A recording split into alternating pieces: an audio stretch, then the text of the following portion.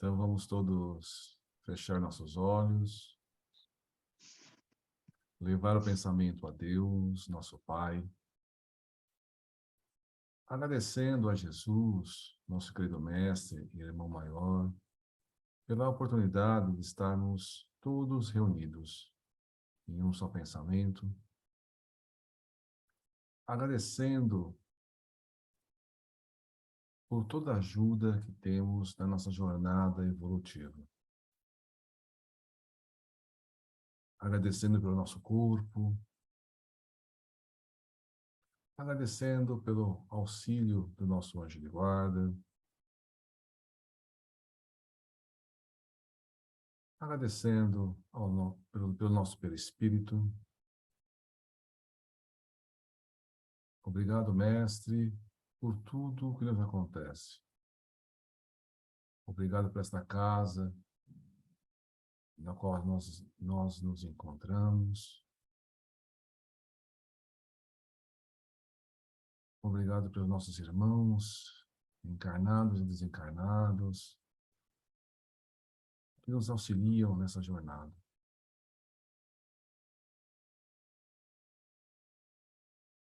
Todos sabemos que ainda somos imperfeitos,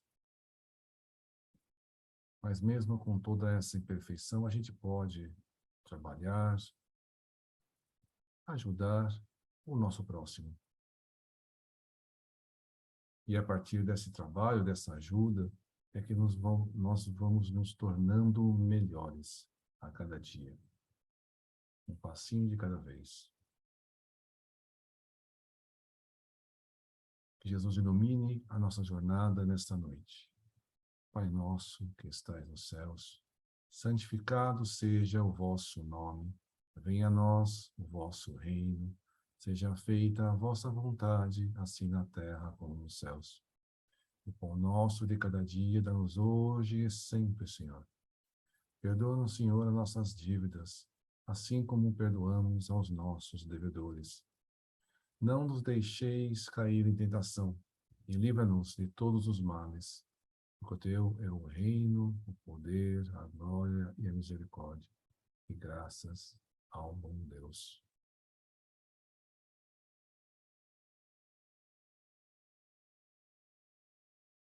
O Evangelho foi aberto no capítulo 21, falsos cristos e falsos profetas, e a lição é: conhece-se a árvore pelos seus frutos.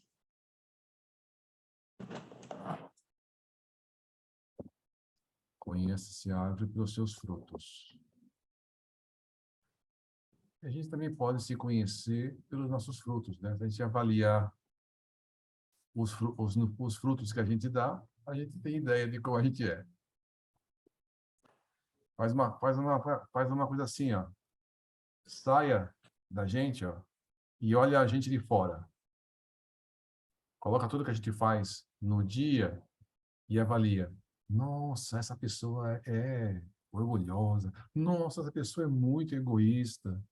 Nossa, né? Coloca assim, ó, sai e se olha de fora para ver se os frutos nossos são bons ou não tão bons assim.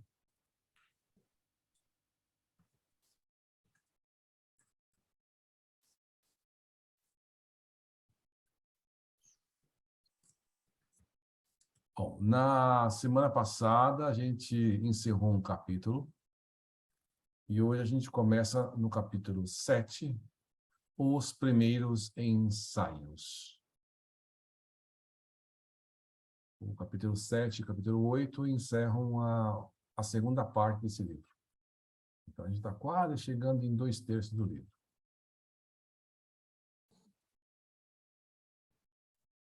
Quem vai ser o leitor oficial de hoje?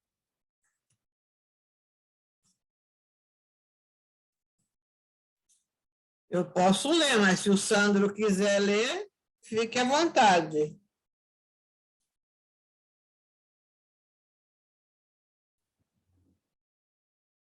Tranquilo, Ângela, pode ler, manda bala. Deixa eu só terminar de colocar aqui no chat.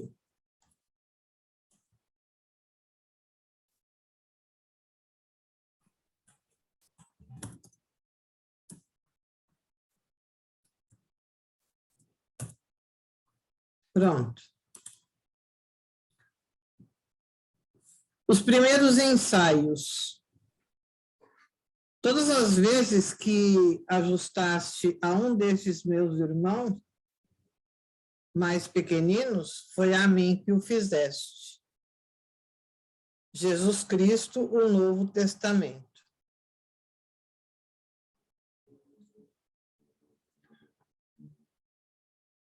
Dois dias se passaram após os acontecimentos há pouco narrados, durante os quais nos entregamos a sérias ponderações sobre quanto viríamos e soubéramos nas visitas aos departamentos hospitalares. Compreendêramos as lições.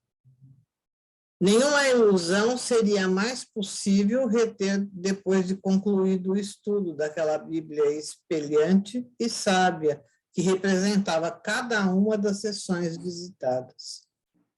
Estávamos angustiados, e no recinto plúmbeo do pavilhão indiano, rodeado de nostalgia e solidão, vimos as lágrimas banharem as faces uns dos outros. Na manhã do terceiro dia, foi ainda Roberto de Canalejas quem contribuiu para arredarmos o estado de depressão para o qual resvalávamos, convidando-nos a passear pelo parque em sua companhia. Servindo-se de encantadora afabilidade, que era o seu característico, discreta e singela, advertiu enquanto caminhávamos. O desânimo é sempre mau conselheiro, cujas sugestões devemos fustigar com todas as nossas melhores forças.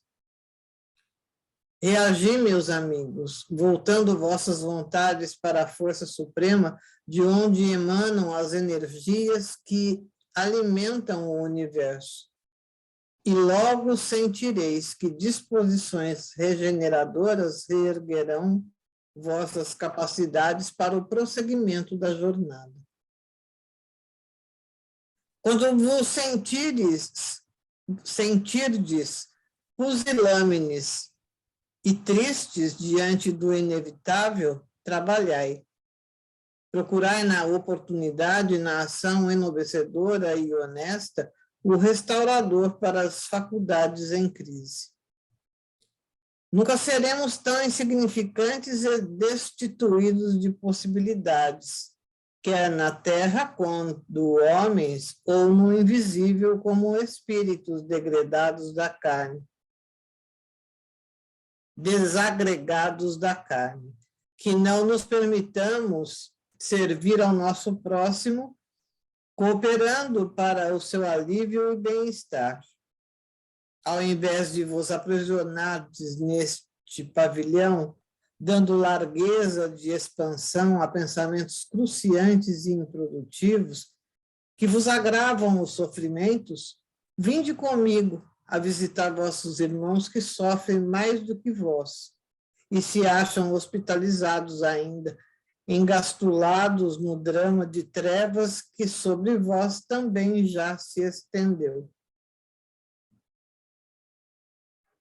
Voltemos ao hospital a fim de rever os amigos, os colegas, os enfermeiros que bondosamente por vós zelaram, consolando vossos corações esmorecidos pela dor, os médicos que vos auxiliaram a expulsar da mente as impressões contumazes que vos amorteciam a coragem. Aquecemos.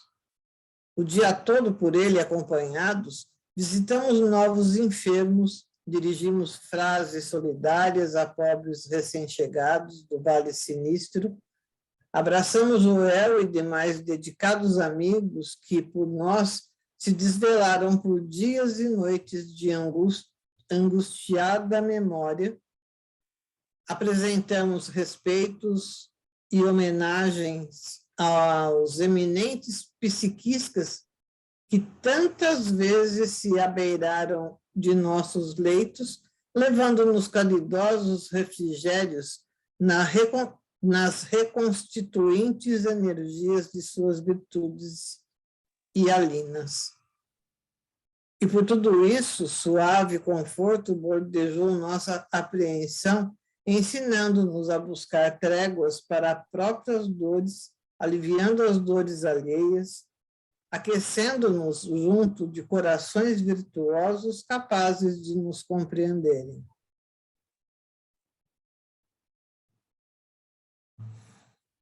O que essa lição que o texto diz, serve para nós.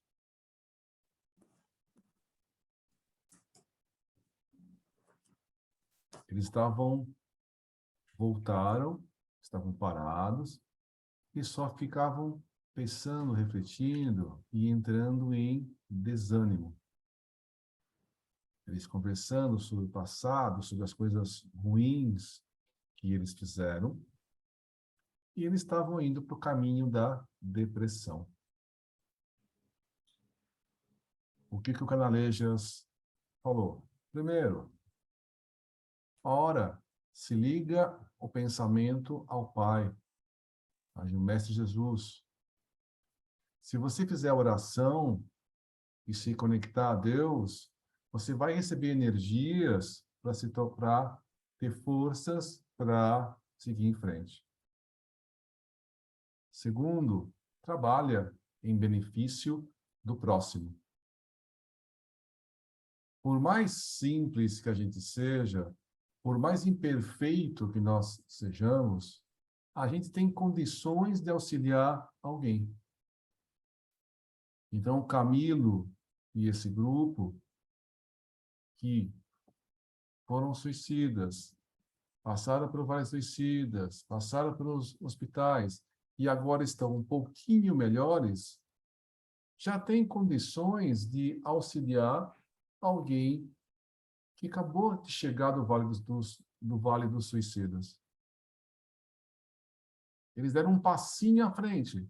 E esse passinho à frente é suficiente para eles ajudarem as pessoas atrás. A mesma coisa é a nós, né? Nós temos um monte de defeitos. Somos muito imperfeitos. Mas já temos condições de auxiliar alguém que está um passo atrás, passo antes da gente. E se a gente fizer isso, a gente vai se sentir bem, a gente vai se sentir renovado, a gente vai crescer. Então, orar e trabalhar é o remédio para a depressão. Logicamente que uma depressão profunda precisa de mais ajuda ainda. Mas para você não cair na depressão, esses dois remédios vão ajudar a gente. Certo?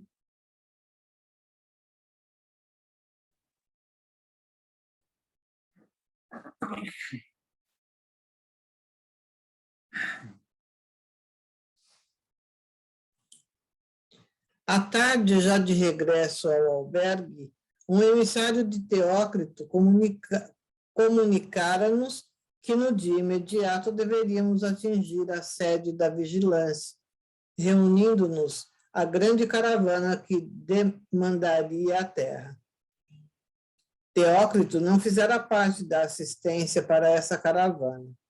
Todavia, sua autoridade fez-se representar nas pessoas de seus dignos discípulos, Romeu e Alcestes, os quais zelariam por nossos interesses e necessidades, enquanto nos encontrássemos em liberdade, não obstante houvessem de fazê-lo ocultamente, a fim de não nos privar do mérito e da responsabilidade. Carlos e Roberto de Canalejas, no entanto, Ramiro e Oliver de Guzmão, Padre Anselmo e outros amigos a quem nos habituáramos a querer, integravam um numeroso cortejo, incumbidos por ordens superiores das instruções que se tornassem precisas caso nosso procedimento durante a liberdade arrastasse a necessidade de mais vultuoso empreendimentos.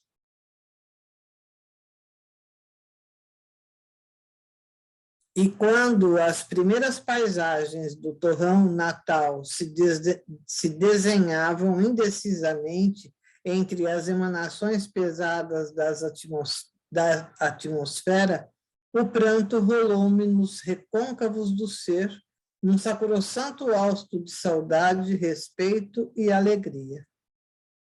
Havia 16 anos que o fardo carnal por mim recebido da natureza-mãe, para, através do seu inestimável concurso, habilitar-me para o radioso reinado da imortalidade, tombara em convulsões sinistras, triturado nas garras tétricas do suicídio. 16 anos de prisão, de lágrimas, de dores cruciantes e inenarráveis em sua verdadeira expressão. Atordoado, já desambientado da minha própria terra natal, assaltou-me incoercível receio de perlustrar sozinho as tão conhecidas e saudosas ruas de Lisboa, do Porto, de Coimbra, que eu tanto amara. Senti-me constrangido e triste, verificando-me de posse da liberdade. Nossos amigos retiraram-se de nossa visão, refugiando-se em invisibilidade inatingível pelas nossas capacidades e deixaram-nos entregues a nós mesmos, não obstante não nos terem de todo abandonado. Profundas modificações, de certo, o longo estágio de sofrimento no invisível havia cavado em meu interior, porque me reconheci tímido e apavorado face a face, outra vez, com aquela sociedade a quem eu amara e desprezara ao mesmo tempo, que eu fustigara em iras incontidas ao lhe deparar as mazelas, mas em outra vez exaltar em comovidas páginas extravasadas do coração, feridos sempre por bem dramáticas razões. Lembrei-me de que há diversas etapas constituíam minha existência, a que o desespero acabou por destruir, a qual, se não primou pelas virtudes que não demonstrei possuir, ao menos se impôs pelo padrão de infortúnio que arrastou.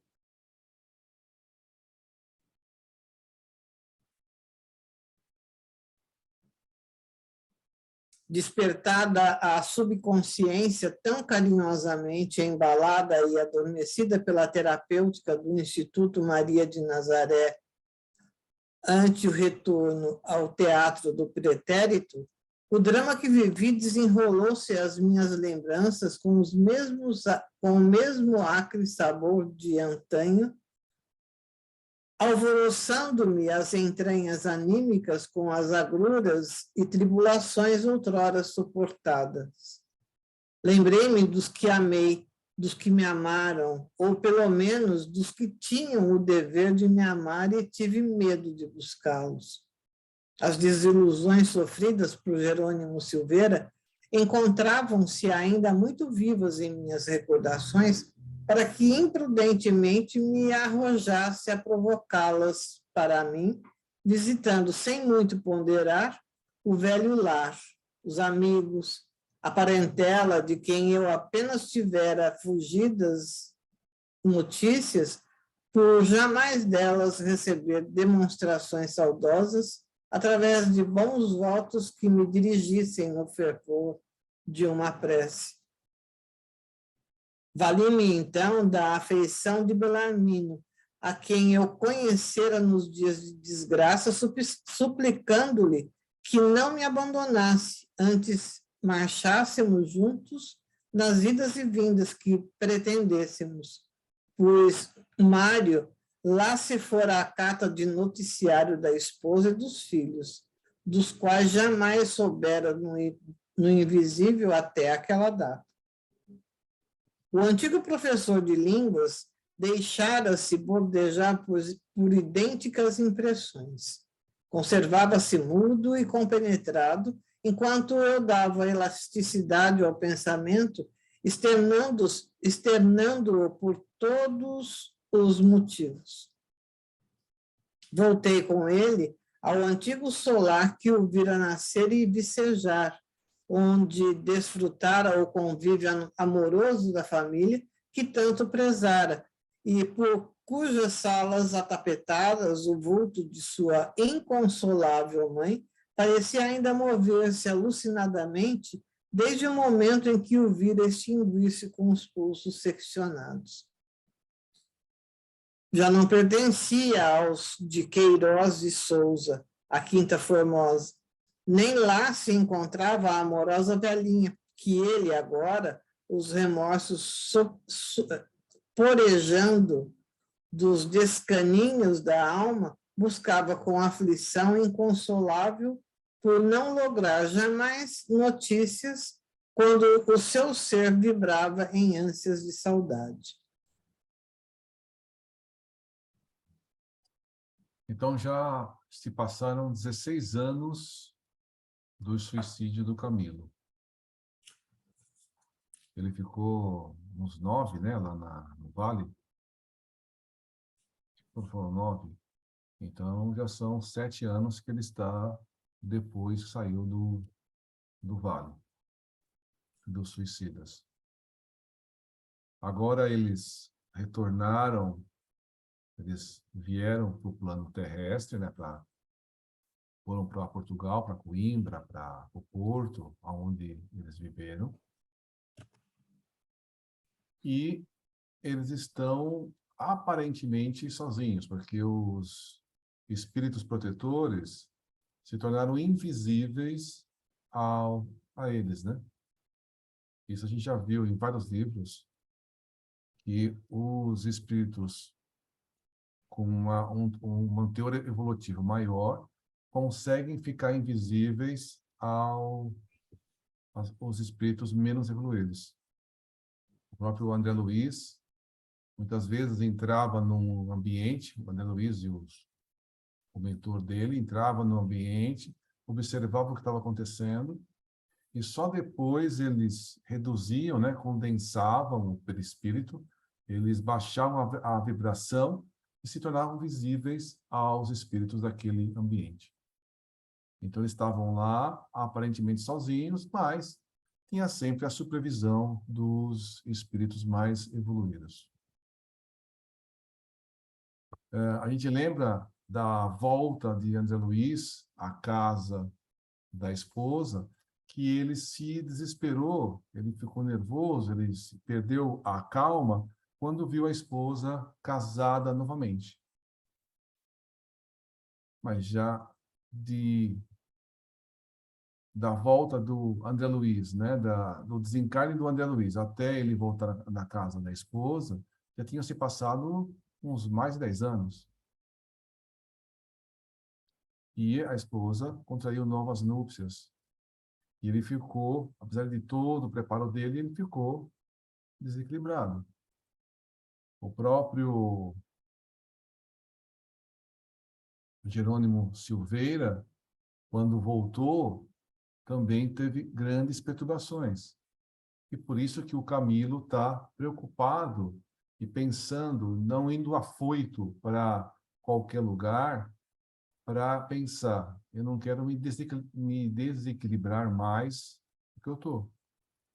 Então, eu vou analisar aonde eu vou, fazer o quê? Não só por simples curiosidade. Para tentar ficar mais forte, ele pede para o Belarmino andar com ele sempre, para que um dê forças para o outro. Então, eles vão visitar juntos para que um ampare o outro.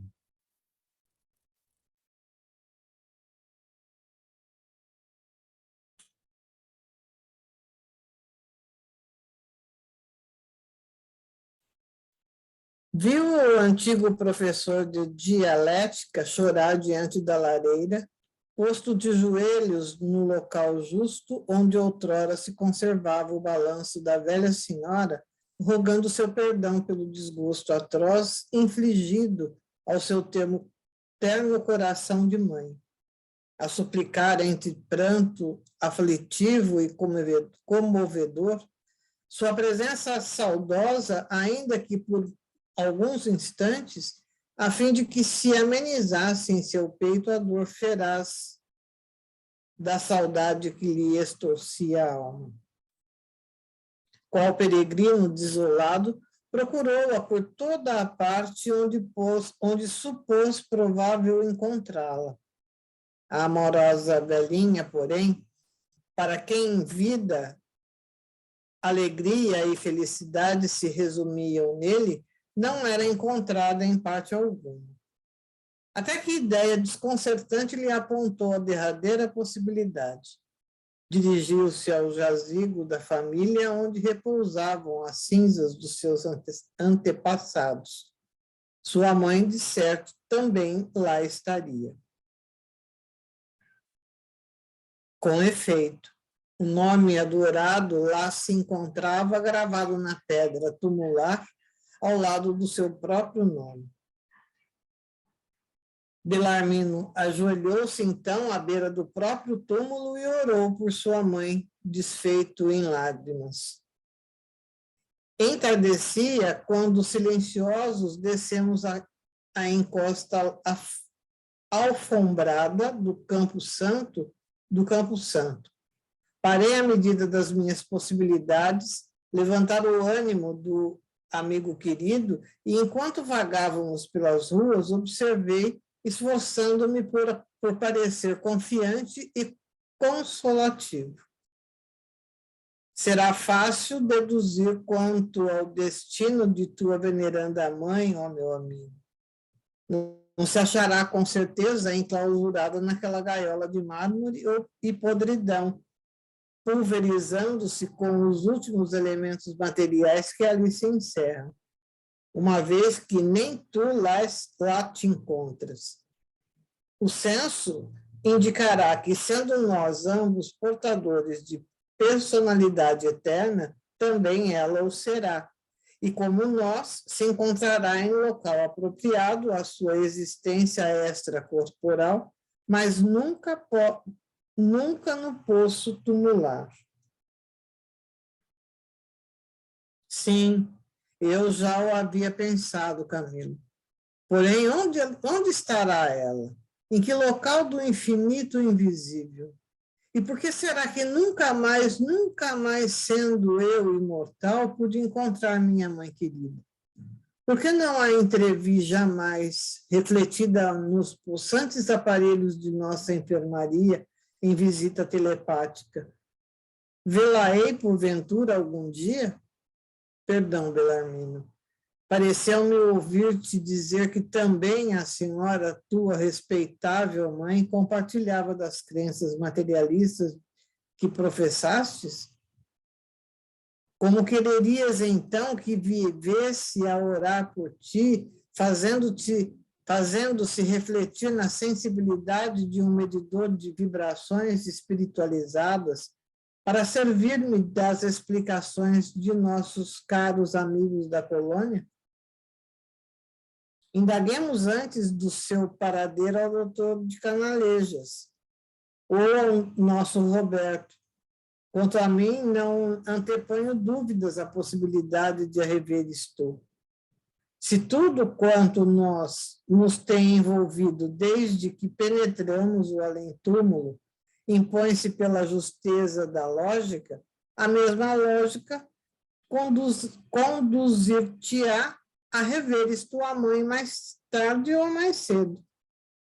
Sim, perguntemos ainda uma vez aos doutores de Canalejas. Quantas vezes já o fiz esquivando-se ambos as respostas decisivas? Mas onde o encontraríamos agora? Não deixar o endereço? Esperemos, então, até encontrá-los. Sejamos pacientes Sejamos pacientes, amigo de Queiroz e Souza. Em 16 anos de desgraças surpreendentes, creio que aprendi rudimentos da sublime virtude denominada paciência. Todavia, Camilo amigo, preferia não ter voltado a Portugal. Sinto-me intranquilo e triste. Não obstante, sentíamos fadiga e queríamos descansar. Onde, porém, achar abrigo? O decoro, o respeito ao domicílio alheio inibia-nos buscar hospedagens em casas estranhas. Quanto aos velhos amigos, não nos podendo perceber, tornavam-se ainda mais respeitáveis para nós, por não desejarmos participar de sua intimidade como intrusos ou indiscretos. Habituados à disciplina confortativa do Instituto, era premidos pela saudade do suave aconchego que continuávamos a transitar pelas ruas da cidade.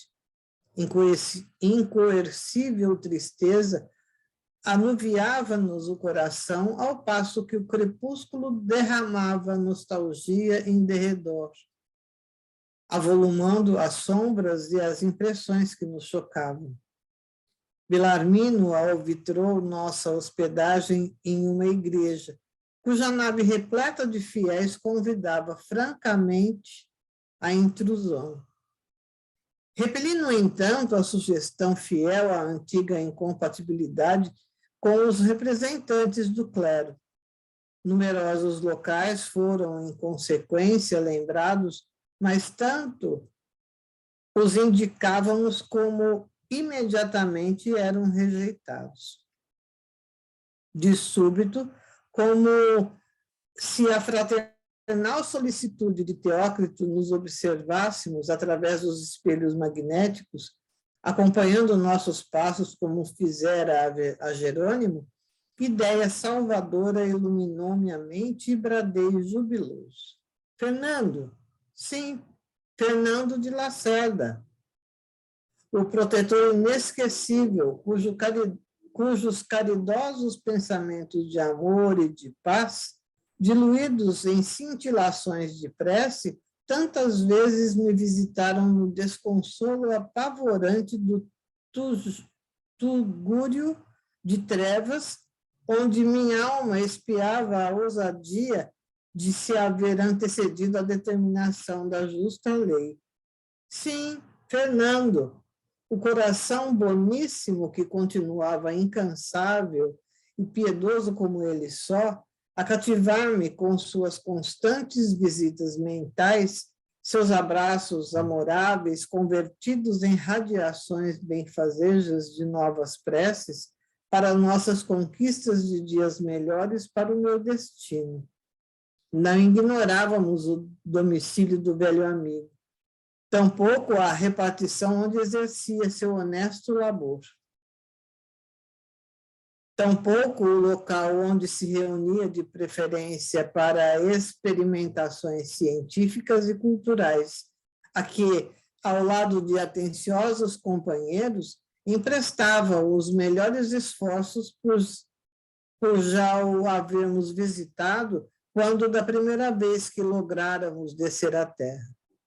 Para seu domicílio, pois, nos dirigimos. Ali nos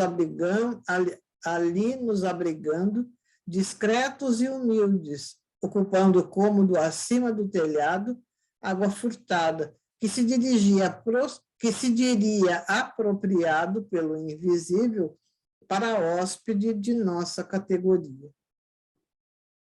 Alguns dias de permanência ao lado de Fernando e seus cômpadres foram suficientes para me readaptarem aos acontecimentos terrenos, reambientando-me na vida social.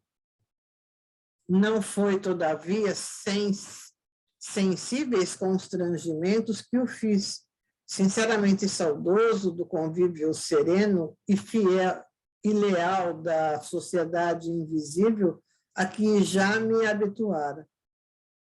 Largamente confidenciei-me com um precioso médium tão bem-quisto em nosso instituto. No suave abrigo oferecido pelas águas furtadas, reuni ideias e deliberei realizar um programa com vistas à afetivação das recomendações de Teócrito. Deveria, antes de tudo, voltar a esclarecer aos meus antigos amigos, colegas, editores e até aos adversários que o suicídio não lograra decepar minha vida, tampouco a inteligência e a ação. Escrevi, então, falando ao cérebro de Fernando em colóquios amistosos que muito me confortavam e servindo-me de sua mão como de uma luva que calçasse a minha própria mão, longas cartas a amigos de outrora, que a morte me não fizera olvidar. Noticiário sincero e verídico de minhas impressões, procurando me identificar-me no estilo literário que me conheciam. Não comportava já, porém, vaidades o meu gosto, o meu gesto. Pretendia antes preparar ambiente para mais amplas reportagens futuras. Meu intento era avisá-lo, antes de mais nada, de que eu continuava vivo, bem vivo e pensante, não obstante a tragédia inconcebível que o túmulo ocultara aos débeis olhos humanos.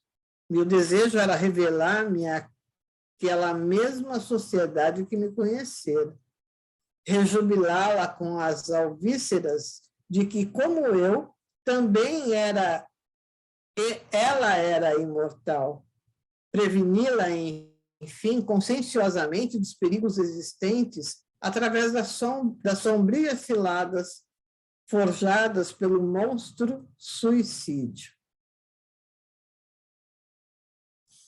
Mas, apesar da boa vontade de que me sentia possuído, da dedicação do generoso amigo que me emprestava inestimável concurso, passei pela decepção e a vergonha de ser repelido pela maioria daqueles mesmos a quem desejava servir, revelando-me individualidade pensante, inteligência viva, independente e normal, não obstante a invisibilidade do estado em que me achava.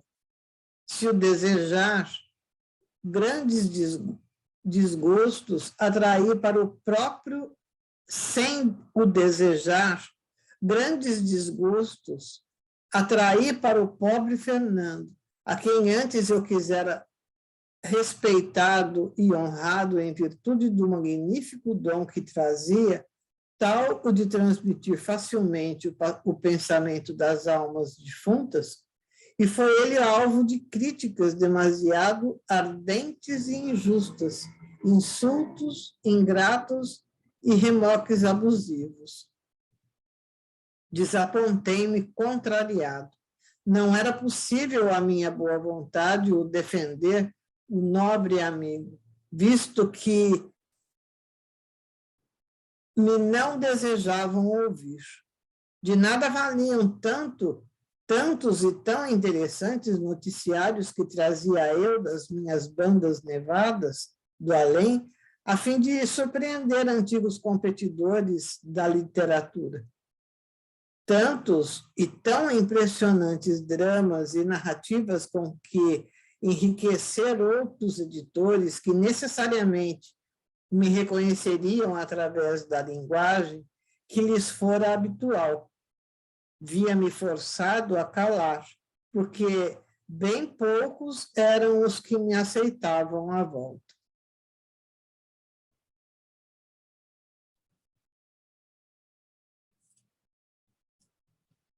Então, ele está dizendo aí que ele tem ele não buscou os familiares, ele buscou esse Fernando, que orava por eles, era médium, e através da mediunidade podia transmitir os pensamentos dos seres desencarnados.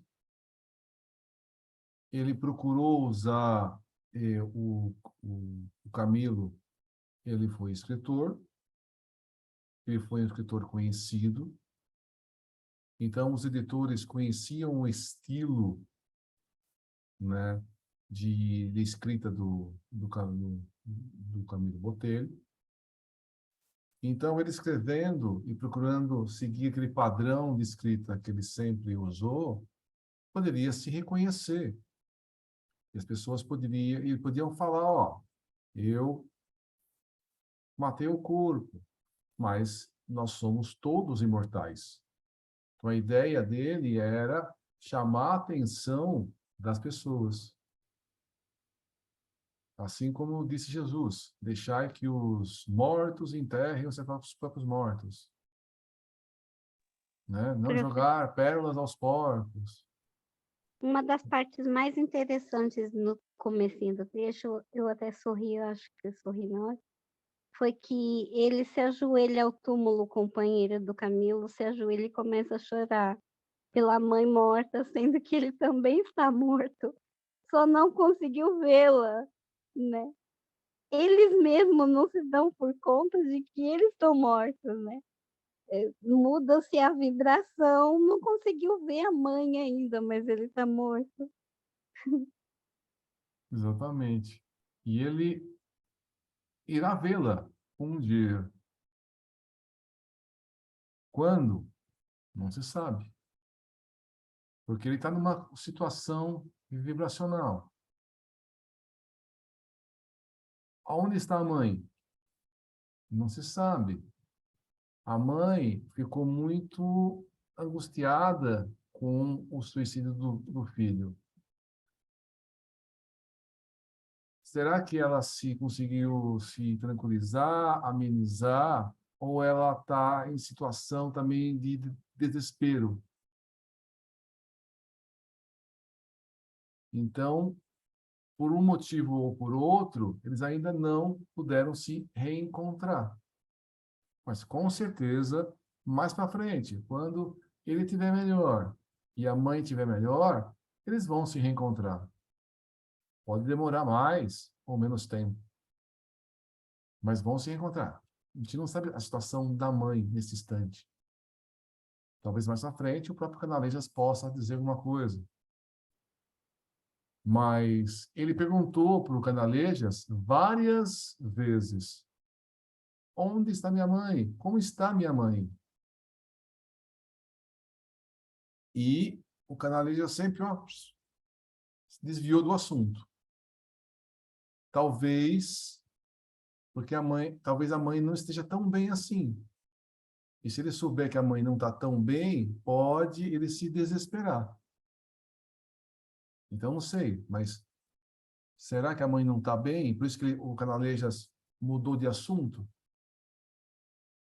Porque quando o outro que voltou e viu a família totalmente desgraçada, ele entrou numa depressão profunda. Então, se a mãe também tiver uma situação complicada devido ao suicídio do filho, talvez eles não estejam ainda preparados para absorver essa notícia. Agora aqui, ele tá dizendo que tem a passagem de Jesus, que o rapaz fala, deixa eu voltar e avisar, né, que tudo isso. E, como aconteceu aqui, ele fala, e as pessoas não acreditam. Apesar de toda a forma de escrever, de relatar, eles não acreditam que é o próprio Camilo. E aí o próprio Fernando, o médium, acaba entrando em desgraça. Isso aconteceu com vários médiums. No início, a mediunidade do Chico Xavier foi muito contestada.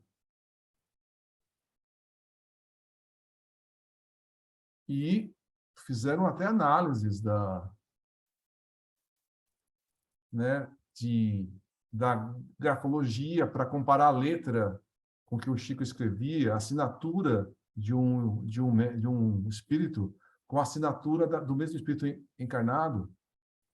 E como a mediunidade do Chico era mecânica, ele permitiu que essa análise da escrita desse ok.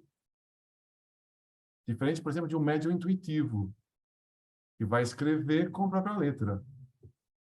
Mas o médium mecânico pode, na hora de fazer a letra, tem toda a influência do próprio espírito. Então, no caso do Chico, fizeram uma análise da letra e bateu. Assim como compararam o texto, né, a forma de escrever, por exemplo, de Victor Hugo, desencarnado e encarnado, e viram que tem o mesmo estilo, porque é o mesmo espírito, encarnado e desencarnado, que está escrevendo.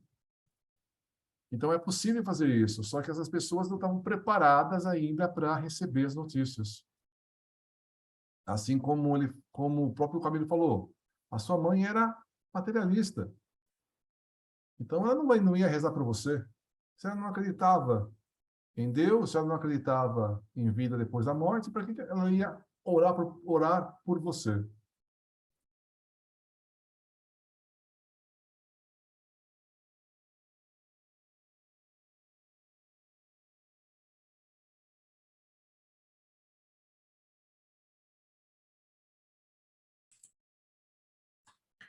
Entretanto, o convívio com Fernando compensava-me das derrotas dos outros setores. Muito edificado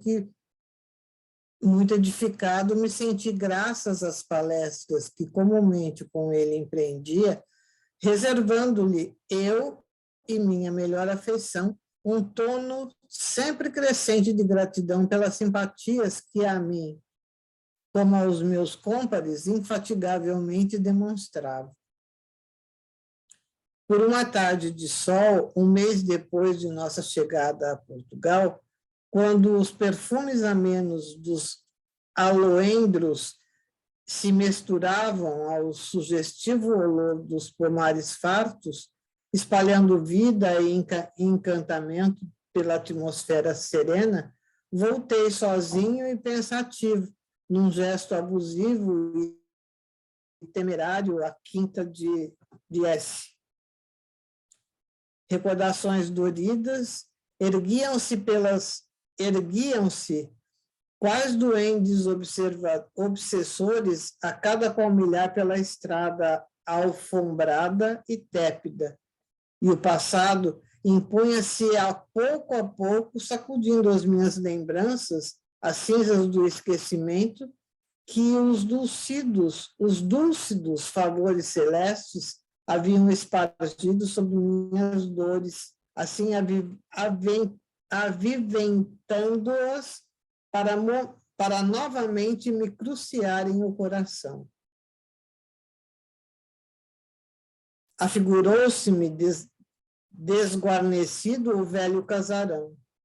Um por um dos solitários compartimentos foram por mim visitados sob o cáustico mental de recalcitrantes ansiedades. Sombras de odiosas amarguras incidiram sobre o meu raciocínio, compelindo-o para trás a cada ressurgimento das lembranças que estabeleciam estranhas retrospecção da vida que tão fértil me fora em episódios adversos, decepcionantes. Panorama autêntico do que havia sido o meu viver, com lutas e responsabilidades imanentes em cada dia, desenvolveu-se milagrosamente em minha consciência, superexcitada pelo fenômeno da introspecção voluntária, obrigando-me à subserviência de outra vez sentir, sofrer e reviver integralmente o que para trás me pungira, calando minha alma. Os suores de agonia porejavam das sutilezas do meu ser astral, denunciando a consciência e a completa ausência dos méritos que, naquele instante melindroso, me galardoassem com honroso beneplácitos.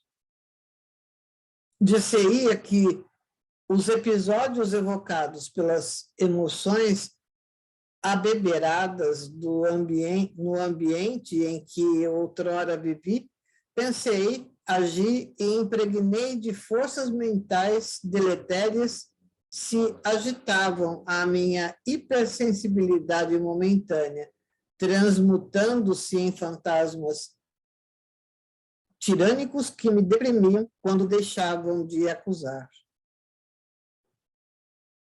O insuportável convívio da intimidade doméstica que as vistutas paredes testemunharam, as desarmonias e incompatibilidades constantes que me tornavam a vida oceano conflagrado, o peso lúbrico de pensamentos viciados por insatisfação doentia que a tara neurastêmica arrastou a completa desorganização nervosa. A desolação das trevas que me confirmavam, tapando-me a luz dos olhos que cegavam, A longa premeditação para o desfecho sinistro, o desespero supremo, a queda final para o abismo, tudo se ergueu assombrosamente das entranhas do meu eu, sobre as sugestões pesadas do ambiente malsinado que presenciou os últimos dias da minha existência de homem. E, ó grandiosa faculdade que tanto premia como pune a consciência, tais sejam as ações desempenhadas que se hajam fotografado em suas suscetibilidades.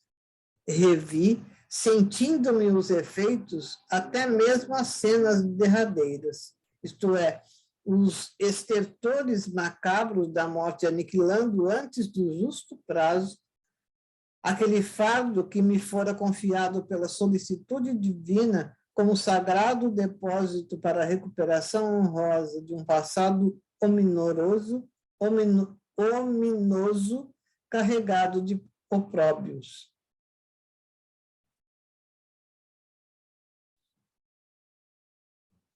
Então, ele estava bem ao lado do Fernando, acompanhando as palestras, estava se equilibrando, até que ele se afasta sozinho e começa a lembrar do passado. Aí, quando ele começa a lembrar do passado, ele acaba abaixando a vibração dele. Aí ele começa a lembrar das dificuldades, lembrar do suicídio, lembrar de cenas que ele passou, né? E ele acaba entrando, né, baixando o tipo de pensamento. Em vez de ele aproveitar o ensinamento e rezar, orar, e ligar o pensamento, pedir ajuda, ele acaba se afundando nesses pensamentos negativos. Ele acaba se afundando nessas lembranças ruins que ele passou. Então, ele vai lembrando, vai entrando, lembrando as cenas, até a cena do suicídio passa pela mente dele. Então, ele acaba ficando triste, ele acaba ficando carregado, pesado dessas lembranças do passado. Ele se devia manter rezando, orando e mantendo a vibração, e não deixar entrar nessa vibração. E, logicamente, aqui ele acaba se sintonizando com essas energias negativas de outros espíritos. Então, o mesmo tipo de energia, o mesmo tipo de pensamento.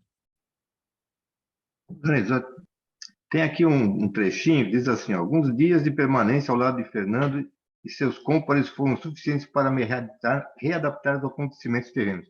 Ou seja, ele sentiu a energia anímica do médium, como os espíritos, quando se atrelam ao médium, e sente a energia anímica. Aí ele volta tudinho a sentir aquelas sensibilidades que tinha na Terra.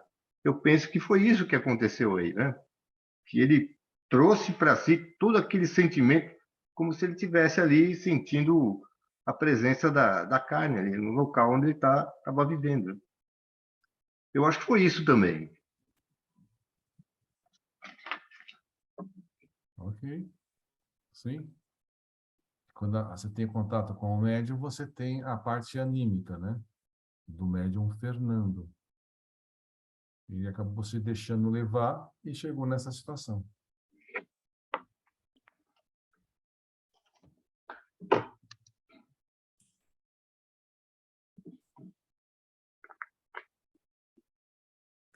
Desorientado, tomado de crise atordoante, perdi a memória do presente. Embrenhado, que me deixei ficar pelos espinheiros do pretérito, como absorvido por infernal demência retrospectiva, e entrei a branir, réprobo que fora nas convulsões sinistras de antanho, a ulular e gemer, a blasfemar e chorar, o pranto satânico daquele para quem se extinguire a esperança de consolo, a trégua para repousar e refletir. E quem porventura ali ainda residisse ou pelos arredores passasse, então, e pudesse dilatar os dons psíquicos, percebendo a tragédia por mim rememorada, afirmaria que 16 anos depois da minha morte, ali me pressentira ainda entre gemidos e atroamentos de incontidas dores. Quando voltei a mim, refeito do colapso maldito, Romeu e Alceste, ternos e solícitos, ungiam minha fronte com os refrigerantes eflúvios de suas peregrinas potências magnéticas, os quais me tonificavam a alma, quais neblinas benfazejas, sobre a planta ressequida e débil. O céu enluarado revelava que muitas horas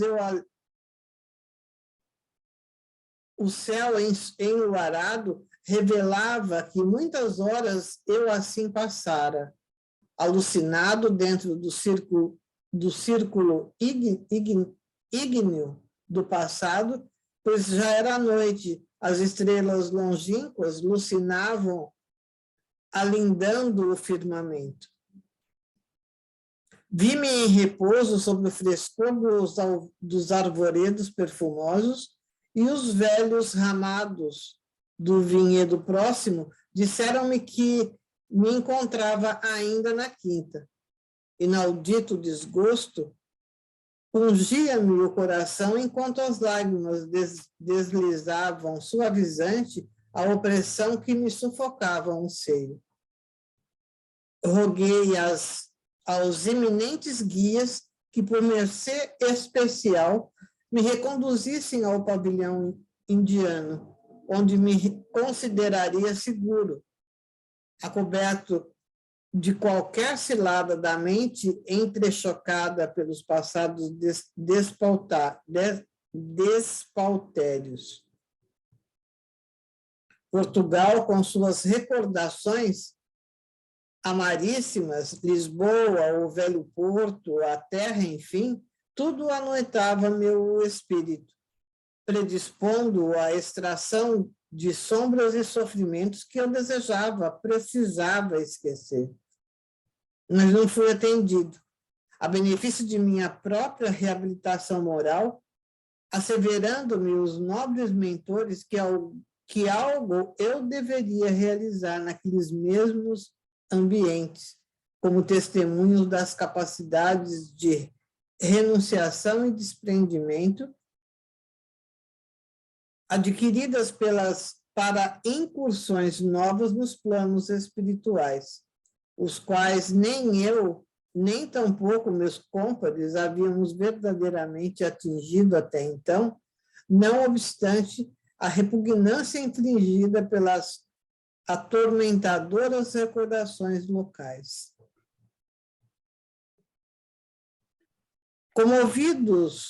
Comovido até as lágrimas, emiti então ardente súplica, intimidado diante das pesadas responsabilidades que me sobrecarregavam.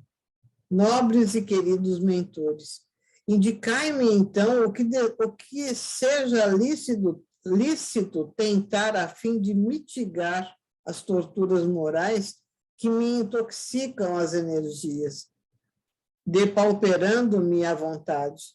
As lembranças revivecidas, o ambiente, as desilusões, o ouvido sentimental a que lançaram minha memória, aqueles que mais confiei, são desabores que me excruciam dolorosamente o coração, superexcitando-me a sensibilidade a um grau desolador. Que eu saiba agir com acerto, algo praticado e meritório, bastante honroso para permitir refrigério e consolo eficiente. Aconselhai-me.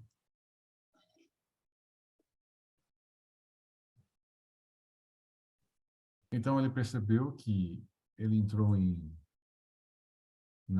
se desequilibrou com todas aquelas lembranças do passado lá de Portugal, e ele sentiu medo e pediu: me leva de volta lá para o hospital,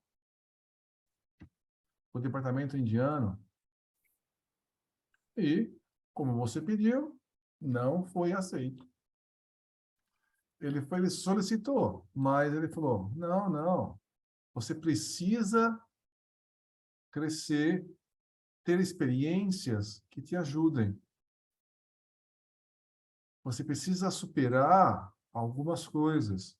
E nenhum de vocês, até agora, nesse um mês, ou mais de um mês de convívio aqui no Terra, conseguiu fazer o que vocês vieram para fazer. Então, ele passou a conviver com o Fernando, passou a ter novas experiências, ele teve essas memórias relembradas, ele entrou em desespero. Para ele se reequilibrar, ele teve que receber passes espirituais de dois espíritos. Então, ele estava entrando em desespero, e ele conseguia, e ele estava já ruim. Esses dois espíritos que estão acompanhando o Camilo o tempo todo, intervieram, deram passes neles, reconfortantes, reequilibraram ele e falou: agora você tem que fazer o que você em particular tem que fazer. E todos os outros ainda não fizeram. Vocês vieram para cá para ter uma experiência para o seu crescimento pessoal. E nenhum de vocês ainda atingiu essa experiência. Então ele falou: me ajuda, o que eu tenho que fazer? Dá uma dica.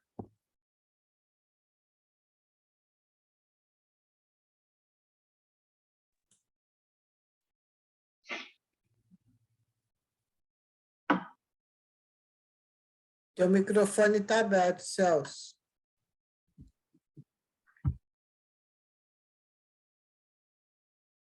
Proferida que me foi súplica E enquanto as imagens formosas dos dois jovens se adelgaçavam cada vez mais, refazendo-se sobre os raios opalinos do crescente lunar que romantizava a paisagem, ouvi que me respondiam com uma interrogação.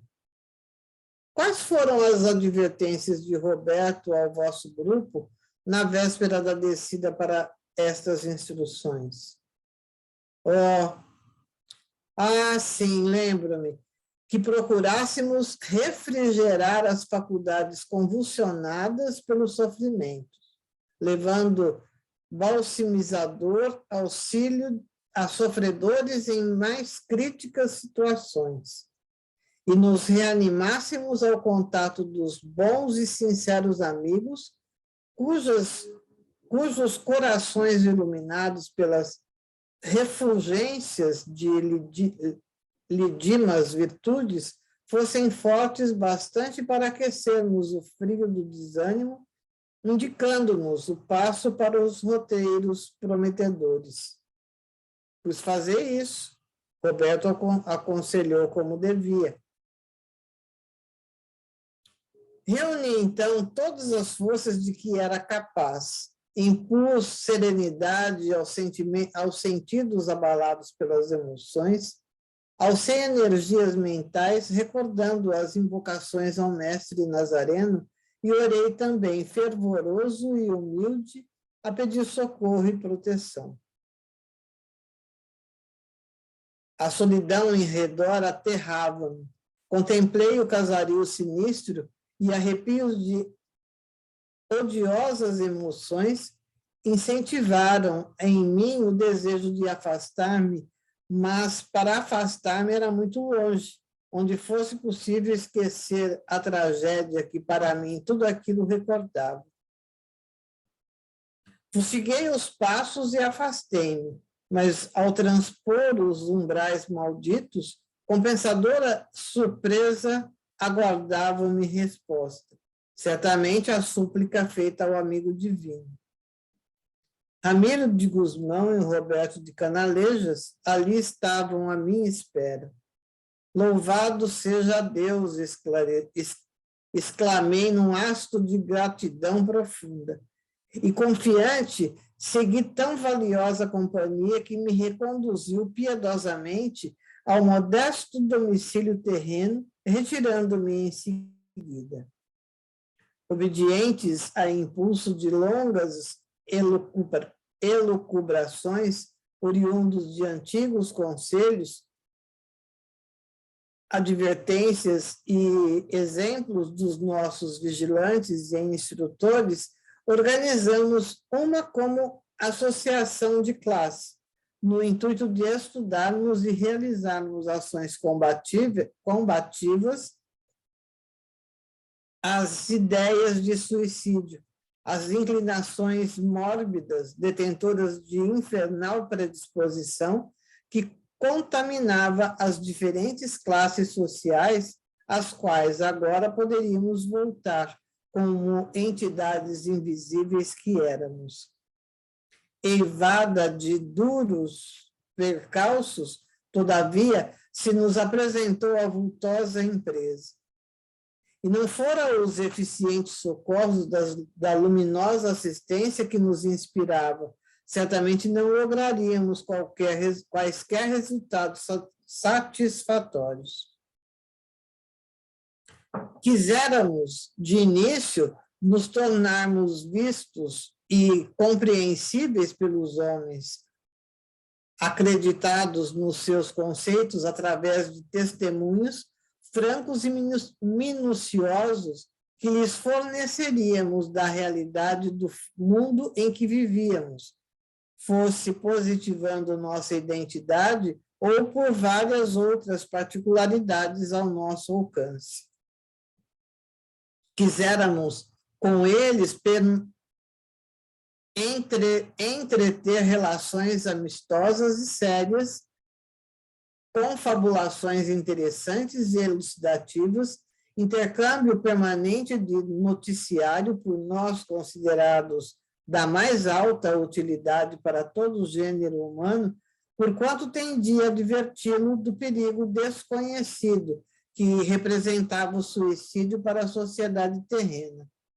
Raros, porém, aqueles que consentiram em aceitar nossas tão sinceras efusões, e assim mesmo, quase todos estranhos para nós, fora mesmo de Portugal. Comumente, no entanto, sucedia que, após grande esforço e fadigas no trabalho de criarmos oportunidades para o almejado momento, depois de consecutivos dias de experiências exaustivas, em torno de médios ansiosamente descobertos aqui e ali, porque nossos versos ou nossa prosa de além-túmulo se apresentassem algo desfigurados à falta da puridade do estilo que nos for habitual, como se não tivéssemos a vencer exaustivas dificuldades apresentadas, não apenas por aqueles instrumentos, como principalmente pela exigente e impiedosa comitiva que geralmente o cerca, negavam-se a dar-nos crédito e repeliam-nos ríspida e chocantemente, servindo-se para as críticas com que nos recebiam de zombarias e remoques ofensivos, impróprios de corações educados, correndo conosco como a vagabundos e indesejáveis do astral, acoimando-nos de mistificadores e mal intencionados. Se tentávamos narrar as surpreendentes peripécias deparadas pelo desvio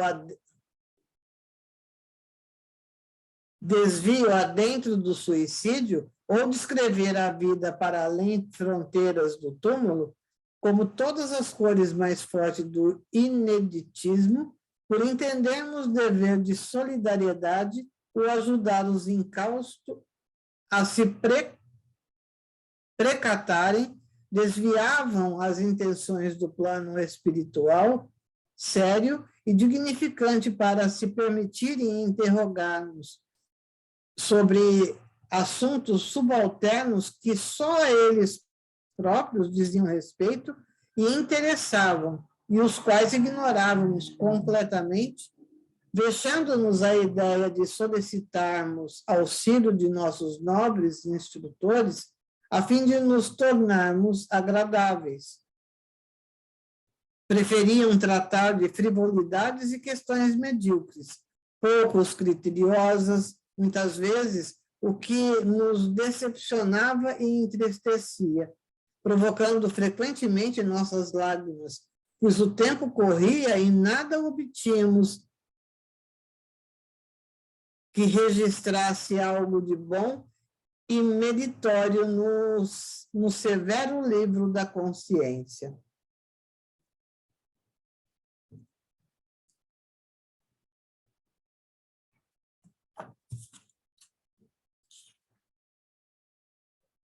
Então, o que eles tinham que fazer? É o que disseram, né? Primeiro orar para ter equilíbrio e depois ajudar o próximo. Eles foram suicidas.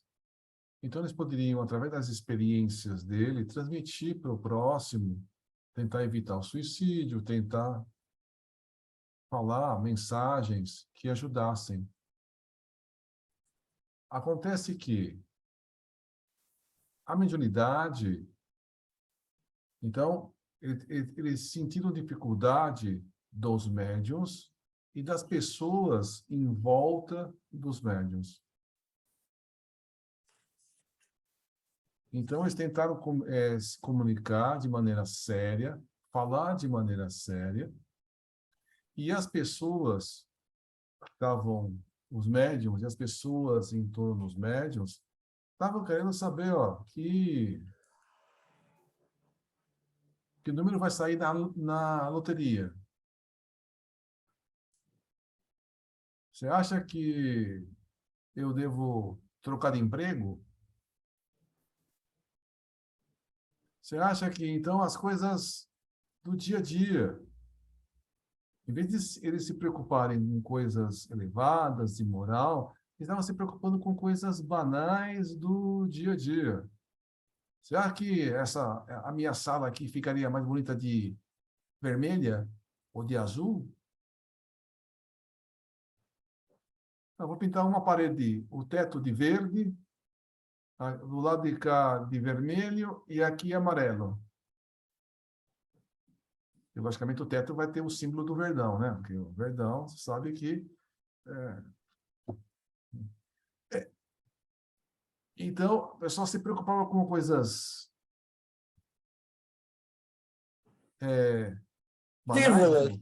O Verdão vai ganhar o título do brasileiro esse ano? Aí o Camilo falava, sei lá, nem de futebol eu entendo.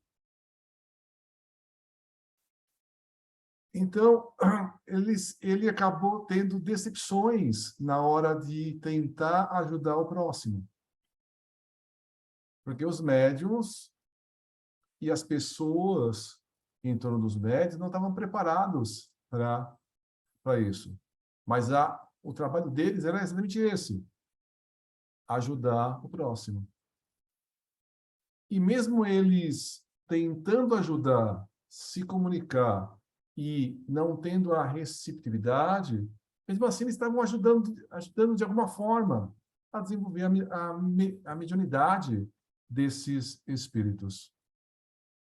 Nos livros de André Luiz, relata várias sessões mediúnicas que o pessoal está em desenvolvimento. E muitas vezes o desenvolvimento é feito por espíritos mais simples, para depois trabalhar com espíritos mais elevados, né?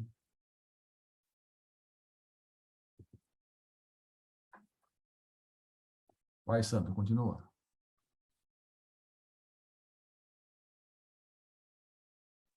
Eu fico imaginando qual que era a aflição deles, né, nesse tipo de momento, de tentando emplacar algo que vinha tão do fundo da alma deles, eles querendo aproveitar a oportunidade, mas os grupos realmente, como a Ângela colocou aqui, né, partindo para uma frivolidade, não se interessando, ou então rejeitando, né, colocando Não era compatível. a ralé, né, da categoria, não, o que você tem aí para falar aqui não interessa aqui para a gente, você está atrapalhando a gente aqui, vai para outra praça, porque não é o que eu estou querendo ouvir, né, é frustrante, né, mas Não, é por como exemplo, se naquele é o livro, trabalho, né, é o trabalho que naquele ali se livro que, naquele por livro que a gente momento, né, estudou, do Hermínio C. Miranda,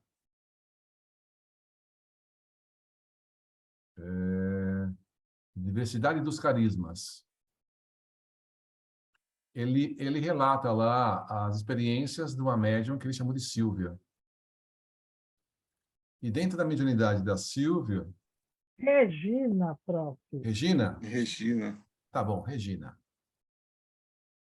Tudo bem, o nome é fictício, eu posso trocar de nome.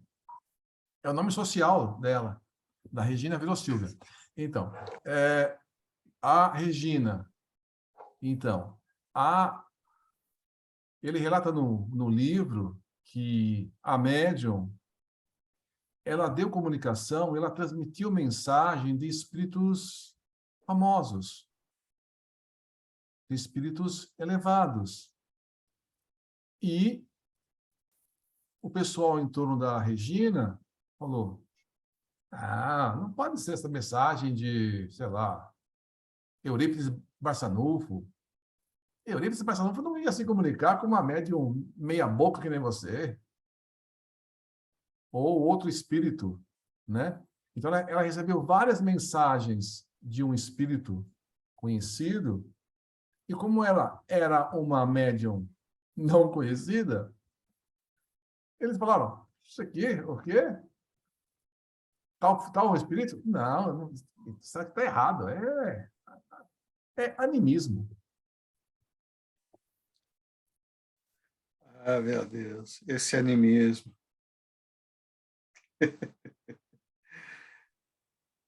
É a eterna briga do ser humano por credenciais, né? O ser humano adora crachá, né? Crachá, era o que eu ia falar.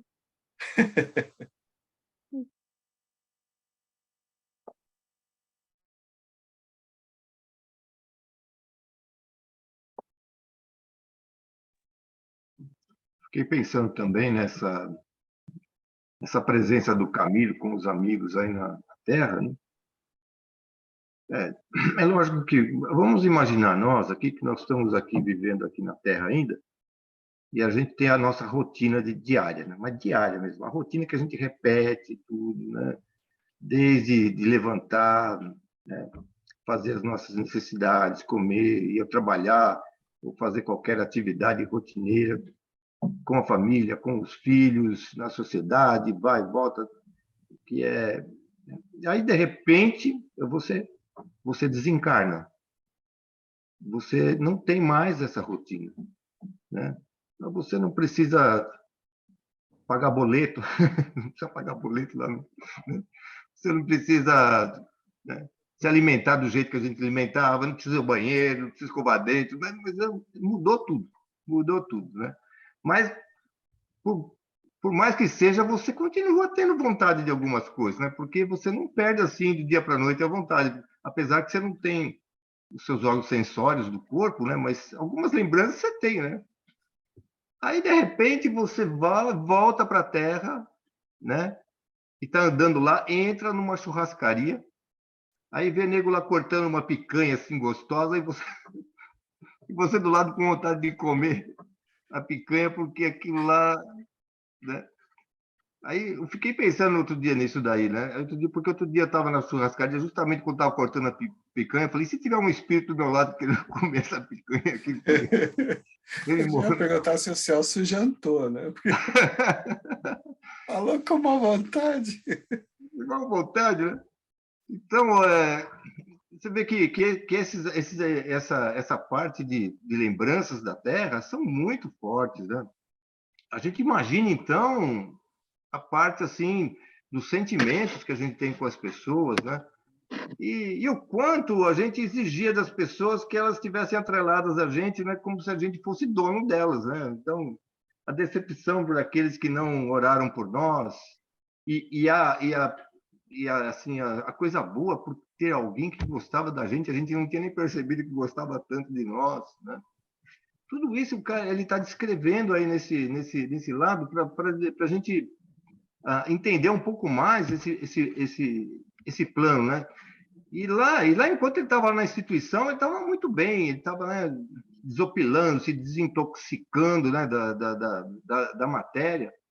Quando chegou aqui, meu amigo, ele começou a relembrar tudo de novo, mas aí o espírito estava falando, olha, né, concentra, foco naquilo que você veio fazer aqui. Por que está desviando o foco? Aí é que está o grande problema, porque ele estava na Terra, né, aquela energia anímica já pegou ele começou a... E a gente que está encarnado está vivendo isso daí, né? A gente assumimos vários compromissos, né? De provações, de coisas, de missões a fazer, e muitas deles a gente esqueceu. A gente podia estar fazendo muita coisa e não está, porque a matéria deixando a gente nublado, né? A gente tá preferindo mesmo a picanha lá, A gente, né? eu não sei contar vocês, mas eu acho que todo mundo aqui do grupo, por estudar, tem um pouquinho de sensibilidade. Pode não ter uma mediunidade bem, mas todo mundo tem um pouquinho de sensibilidade. Quem não sentiu em algum ambiente energia maravilhosa ou energia muito pesada?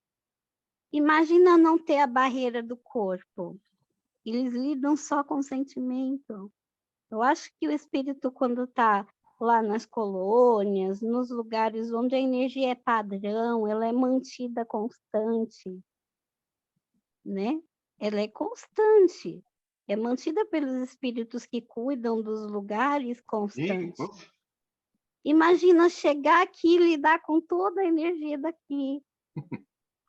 Isso- Energia de uma pessoa viveu 40 anos, 30, 60, que nem o Camilo morreu com. Eu não me recordo a idade com que ele morreu. 65. 65. Então, e ele viveu quantos anos naquele solar, naquele ambiente, né? A energia da mãe, a energia que ele conviveu, é complicado não pirar, né? Ainda mais para um espírito que, como a gente está vendo, é suicida. Então, ele não está totalmente equilibrado. Já deve ser para quem é elevado, imagina para quem não ainda, né? Mas eu acho que ele precisava passar por esse choque anímico aí, Sim. para justamente ter consciência, né? Das suas limitações, mas também ele tinha que ter consciência daquilo que ele já estava preparado a fazer e não estava fazendo, né? Até para Essa, poder essa, se readaptando, porque logo vai reencarnar todo mundo. é. Eu lembro do Chico Xavier, que tem aquela historinha ele levantava de manhã e ia no bar, no bar dos Pinguços, tomar café. E a companheira lá de Centro Espírita passou lá, viu lá, e ela, mas não entendeu nada. Por que você está tomando café lá no bar de Pinguço? Ô, Chico, o que é isso? Você está no bar de Pinguço? Eu falei, minha filha, o espírita, quando entra no bar, o bar vira lar, né?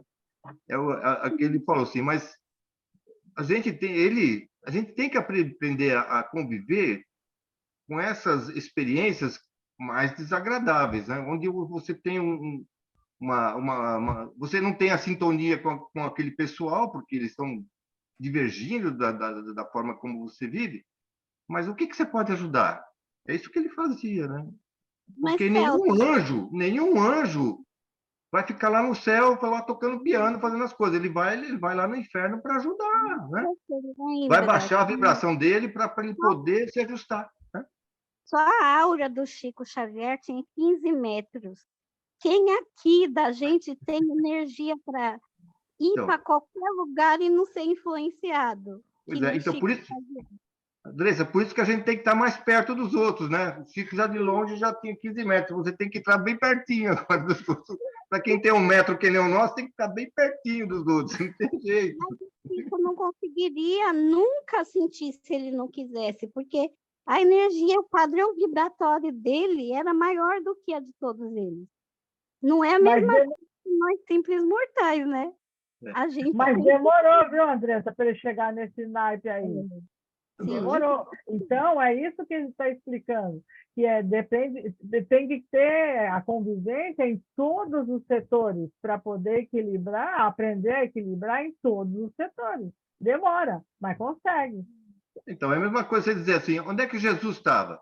Quando foi lá mostrar lá o Pedro trouxe lá os doutores da lei, falou, eu quero te mostrar Jesus, eu quero te apresentar ele, ele é bom para chuchu. Quando chegou lá, ele estava lá misturado lá com as prostitutas. Lá Aí o nego começou a tirar uma cara com o Pedro, né? Falou, quem é esse? Esse é Jesus? Junto com todo mundo com essa ralé aí? Então a gente tem que ter. Isso é um exemplo, né? O Chico dava aquele exemplo lá. Então, ele que sirva nos exemplos, independente da força moral que nós temos, se nós temos alguma, como o Lorenzo disse, olha, nós não somos perfeitos, mas a gente tem já a possibilidade de ajudar, não é? Você não falou isso no início? Falou. Então essa pequenez, né, não pode ser tão pequena assim que a gente não possa estar perto daqueles que precisam de ajuda. E nem sempre o que ele precisa de ajuda é aqueles que concordam com você, né? Nem sempre. Muitas vezes a gente é que Bem precisa. colocado. Não, ajudar, perfeito. É realmente, só que assim, não tem como não se perturbar, né? Quem não Isso. tão elevado acaba. Por isso que é orar e vigiar todo tempo. Então, mas essa é a função do autoconhecimento. Se as pessoas estão te perturbando, é porque tem alguma coisa ainda que você precisa melhorar. Mas se você não vai a esse encontro e não percebe que você ainda não tem essa habilidade, Como é que você vai saber se está certo ou não está errado? Você tem que estar próximo dessas coisas para poder se corrigir. Aliás, a monja Coen disse isso, né? Que diz que a gente aprende com os erros. Ela falou, não. Não se aprende com os erros. Se aprende corrigindo os erros. Isso sim. Né? Então, Só quando sei o você está ali... seguinte. Hã? Só sei o seguinte, eu estou curioso para saber da mãe do outro amigo lá, o que aconteceu com a Também. sério, né? Eu Ó, não... Faz tanto tempo a Anja estava lendo, tinha nada, uma palavra aí, tinha uma palavra que eu fiquei assim, mas de onde vem essa palavra? Ielinas, né? Virtudes ielinas. Vocês sabem o que é isso? Eu fui ver. Transparentes, translúcidas, cristalinas. Virtudes Por cristalinas. isso que a gente não sabe. Mas o que raio de palavra que é essa? De vez em quando a gente precisa pegar o dicionário e fazer um negócio aí. Aprender um pouquinho com essa... É isso aí, gente. Muito bem. A gente vai terminar esse capítulo na semana que vem. Quem gostaria de fazer a prece de encerramento?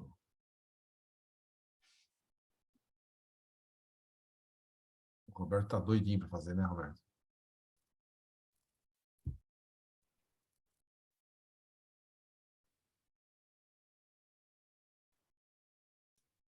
Mas eu faço, Lourenço, não tem problema. Nenhum. Aí, eu posso falar uma coisinha só? Eu queria falar da palavra estropiado. Quando o médium está estropiado, se ele entrar num bar, parece que ele vai morrer. Eu passei isso na pele, rapaz do céu. Não é? Saí de uma sessão lá em Pinheiros, aí a pessoa que me levou até lá falou, não, vamos tomar um café ali. Aí tinha uns caras tomando uma cerveja lascada lá, né? Eu falei, não, obrigado, eu quero ir embora. Não, vamos tomar um café, vamos tomar... Meu Deus, eu entrei assim, parece que eu ia ter que ir para o hospital, de tão mal que eu fiquei, mal, e os homens, os olhão vermelho já, né? Tinha tomado umas 20 ali, né? Tudo meio bêbado ali, passei mal. Então, eu fiquei estropiado. E a irmã Maria, ouvindo a leitura aí, a irmã Maria um dia falou na sessão que um estropiado pode ajudar o outro mais estropiado, né? Porque falava assim, não, você tem um probleminha de saúde, você não pode dar passe, você não pode orientar, porque você está meio ruim aí. Aí a irmã Maria falou que não, um estropiado ajuda o que está mais estropiado. Foi onde que alavancou uma sessão, entendeu? E no livro estava falando, né? Não a palavra estropiado, mas semelhante, ou parecidinha, né? Com ela, né? Mas é assim mesmo. Por isso, quando a Andréia falou, Roberto, quando você morrer, o que você vai fazer? Eu falei, eu não vou olhar para trás, eu vou embora. Nem olhar para trás eu vou, viu? Não é, porque senão cai na situação deles aí, ó. Eu não quero, não. Né? Vai embora. Mas é isso. Hoje, Lourenço, a vibração está ruim em todo canto que eu já vi, entendeu? Não tem nada que possa dizer assim, ó, que bonitinho, ou uma nuvenzinha. Hoje, tudo que eu vi é tudo baixa vibração, é complicação, é transtorno, não tem jeito. Então, por isso que nas minhas preces agora que eu faço aqui com a água ali, eu pedi muito por essa parte, né? Que nos tire desse transtorno, né? Que o planeta saia disso, né? Porque parece que ele encalhou e não consegue sair do lugar. Então, foi o que eu pedi hoje nas minhas preces aqui das 9 horas, né? Mas eu vou terminando por hoje, né? O nosso encontro. Todos ficam sempre felizes de estarem juntos, como eu também fico, a Cida que fica comigo. E também aqueles espíritos que chegam até perto de nós, né, ficam também vendo e ouvindo, né? É interessante, né? Às vezes tem 2, 3 aqui perto de mim e ficam vendo e ouvindo. Então, vocês são vistos pelos espíritos, né? Porque eles estão participando da mesma reunião.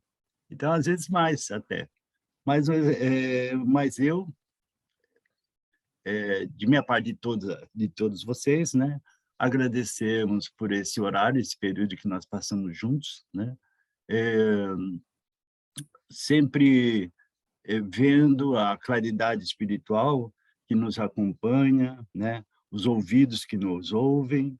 Então, nós ficamos felizes por isso. Então, eu peço que me permitam fazer um Pai Nosso em encerramento de nosso encontro de hoje. E esperamos estarmos juntos na próxima segunda-feira. Pai nosso que está no céu, santificado seja o vosso nome. Venha a nós o vosso reino, seja feita a vossa vontade, assim na terra como nos céus. O pão nosso de cada dia nos dai hoje, perdoai as nossas dívidas, assim como nós perdoamos aos nossos devedores, e não nos deixeis cair em tentação, mas livrai-nos de todo o mal, e que assim seja, e assim dizemos graças a Deus. E muito obrigado.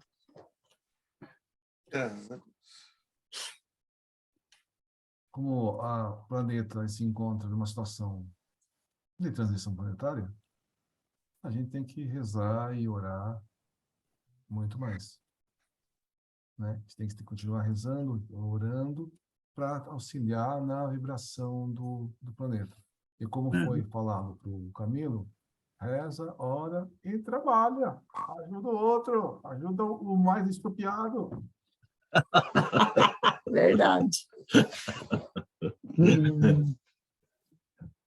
Razão. É isso mesmo. Ô, Roberto, mas Opa. você falou que quando você morrer, você vai embora, nem vai olhar para trás, né? Não é isso? Eu espero que dê certo. Mas o espírito vem em 360 graus, rapaz. Como é que você vai olhar para trás? Dá uma olhar só para frente. Igual a sua vidência, é 360 graus aí. Mas aí eu não vou nem olhar a vidência, eu vou olhar só para frente. A Andréia falou, não faz isso com a gente, não, volta aqui, né? Mas se todo mundo fizer isso, adeus. Fora o escândalo, né? Eu falei para... Fora o escândalo que vai fazer. Falaram para mim, como é que você vai fazer quando morrer? Eu falei, um baita escândalo, viu? Pode ter certeza. Ai, meu Deus. Tem que morrer com educação.